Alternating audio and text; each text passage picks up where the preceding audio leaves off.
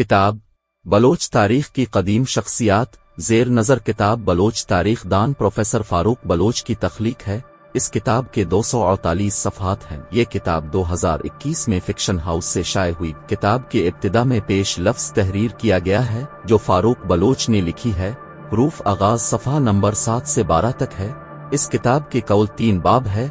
बाब अलिफाल सफ़हा नंबर 13 से 38 तक है, जिसमें बलोच कौम का वतन के नाम से उन्वान तहरीर किया गया है। किताब के दूसरे बाब में बलोच तारीख की कदीम शख्सियात का जिक्र है जो सफ़हा नंबर 39 से 228 तक है।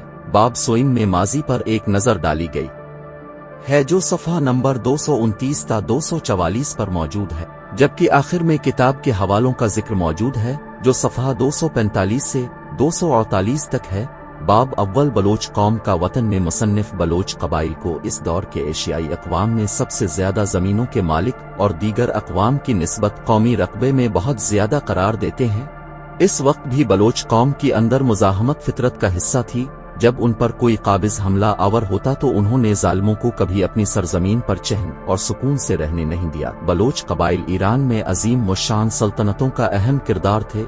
जब आखा मंशी सल्तनत का दौर था, इस सल्तनत की 20 सूबों में कई सूबे ऐसे थे जहां की कसीर आबादी बलोच कबाइल पर मुश्तमिल थी। सफ़ा नंबर 18 और 19 में इन सूबों का जिक्र है जहां बलोच कबाइल कसीर तादाद में आबाद थे, और उन टैक्स का जिक्र है जो सूबों ने अदा किए हैं। बलोच कबाइल शुमाली ईरान के पहाड़ी सिलसिले में कसीर तादाद में आबाद थे और सिलसिला अलबरस की पुरपेच वादियों में रहते थे। मिर्जा मकबूल बेग बदख्शानी उन्हें कुर्द करार देता है। सफ़हा नंबर 26 में रकम तराज है।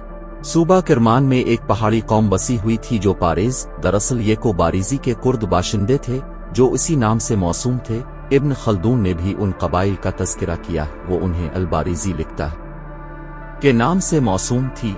इन लोगों पर नौशेरवान ने फतह पाई तो उन्हें मुख्तलिफ मकामात पर मुंतकिल करके घरों को आबाद कर दिया। आर्यन कौम खुद को मुअज़्ज़ज़ और बरतर ख्याल करते थे, इसलिए खुद को बलोच से मुमय्यज़ करने के लिए उन्हें कोच ओ बलोच यानी पहाड़ी और सहराई बाशिंदों का लक़ब देते थे। फारूक बलोच कहते हैं कि इस्लाम की आमद से कब्ल वो कबाइल जिन्हें बलोच तारीख में बलोच, बलूस, बलूस, बिलफिच, बाल, कोच ओ बलोच, कफिच ओ बिलफिच, कुफ्स ओ बलूस, कफस ओ बलूस जैसे अल्फाज और नामों से मुअर्रिखीन ने अपनी किताबों में तहरीर किया है, या फिर उन्हें मुख्तलिफ कबाइली नामों से इन कुतुब में जगह दी गई है।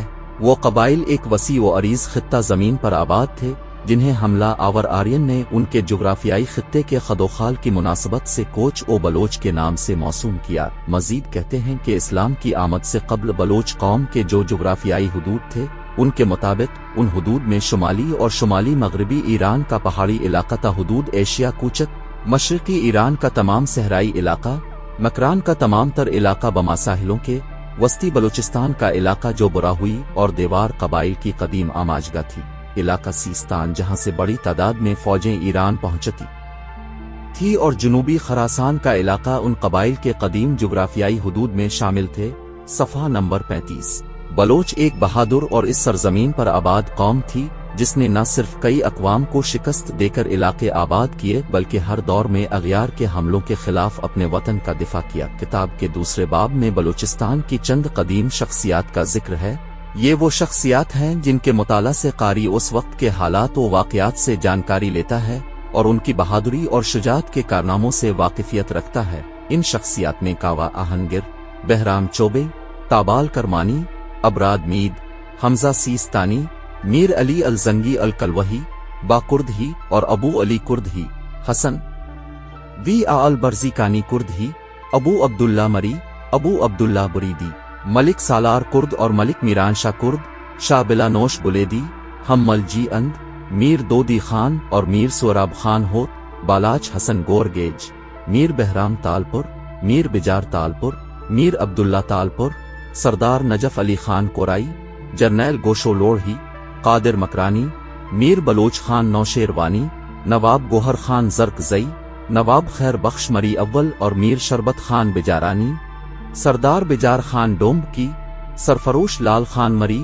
और मीर दोदी खान मरी, नवाब खान मोहम्मद जरकजई, नूरा मैंगल, मीर मिस्री खान मजारई खेतरान, मीर मोहम्मद अली खान नौशेरवानी, मीर खुदाएदाद खान बिजारानी मरी, میر غلام حسین مسوری بگٹی، میر علی دوست سنار، میر جی اند خان، میر خلیل خان، میر جمعہ خان، میر شاہ سوار خان و گل بی بی، میر رحیم خان رخشانی بادینی، سردار بہرام خان باران زئی، سردار دوست محمد خان باران زئی شامل انسانی تاریخ اور ایرانی تاریخ کا پہلا منظم اور کامیاب عوامی بغاوت کو منظم انداز میں آگے بڑھانا ہو یا انگریزوں کے خلاف جدوجہد آزادی کی شموہے کو روشن کرنا ہو، بلوچ قوم کا یہ کردار ہمیشہ یاد رکھا جائے گا، اور ان کرداروں کو فاروق بلوچ نے مختصر پیش کر کے بلوچ قوم کو ان ہیروز سے آشنائی کرائی جن کے بارے میں بلوچ عوام یا تو نہیں جانتی یا بہت کم جانتی۔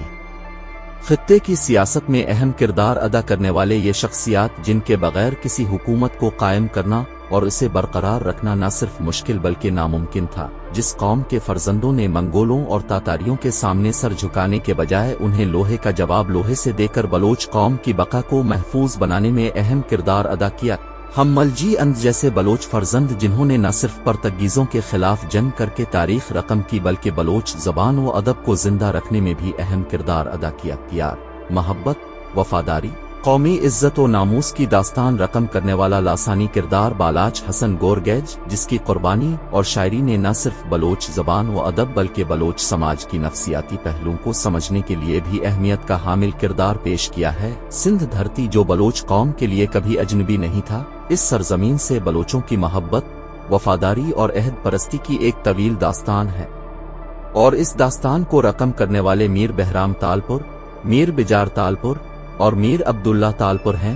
مصنف کہتے ہیں کہ جب بھی وفاداری، تدبر، شجاعت اور جانثاری کی تاریخ لکھی جائے گی تو اس خاندان کی قربانیوں اور تاریخ کو اس میں اہم مقام دیا جائے گا۔ صفحہ 148 میں لکھتے ہیں، کیچ مکران کا باشندہ قادو مکرانی جس نے انگریزوں کے خلاف مسلح جدوجہد کی اور کراچی سے ہوتے ہوئے انڈیا کاٹھیا واڑ کا رخ کیا اور وہاں بھی انگریزوں کے خلاف مسلح جنگ شروع کی۔ کتاب کے اہم کردار بلوچ خان نوشیروانی، نواب گوہر خان زرق زئی، نواب خیر بخش مری اول، میر شربت خان بجارانی بھی اس کتاب کا حصہ ہیں۔ نواب خان محمد زرق زئی اور نورا مینگل کی جدوجہد، شہادت اور انگریزوں کی سازش عیاری بلوچ قوم کے لیے ایک سبق ہے۔ انگریز سرکار نے اپنے سازشوں اور عیارانہ پالیسیوں کے ذریعے بلوچ قوم کو بلوچ کے سامنے لا کھڑا کر دیا۔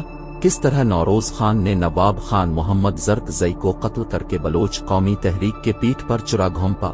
مصنف کہتے ہیں کہ نواب خان محمد کی جنگ دراصل بلوچستان کی آزادی کے لیے لڑی جانے والی سب سے بڑی اور منظم جنگ تھی جو انگریزی طاقت سے نہیں بلکہ مکاری اور غداری سے کچلی گئی۔ صفحہ 191 اور اسی طرح صفحہ نمبر 196 میں رقم تراز ہے کہ اگر نورا مینگل انگریزوں کے ہتھے نہ چڑھتا تو شاید آج کے حالات اور آج کی تاریخ مختلف ہوتی۔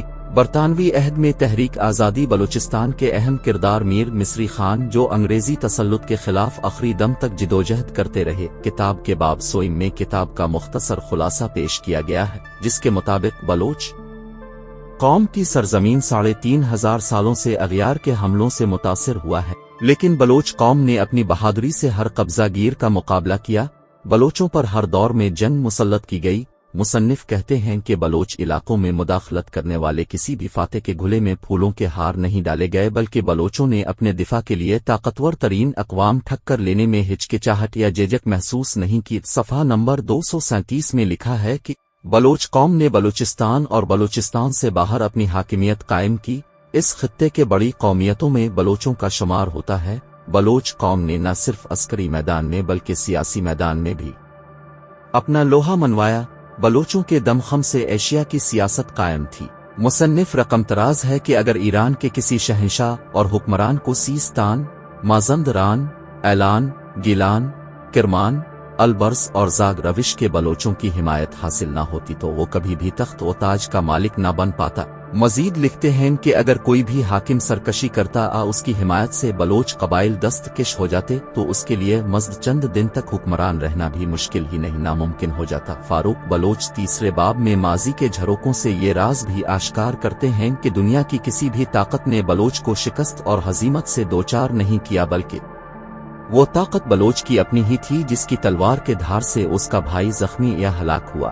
ہر حملہ آور نے بلوچ کے مقابلے میں بلوچ کو کھڑا کر کے نا اتفاقی کی بنیاد رکھی۔ فاروق بلوچ کہتے ہیں کہ جب بلوچوں نے یکجہتی، اتحاد اور تنظیم قائم کی تو ان کو وسیع و عریض خطہ زمین پر حاکمیت اور اختیارات حاصل ہوئے، اور طاقتور ترین اقوام بھی ان کے سامنے سرنگوں ہوئے۔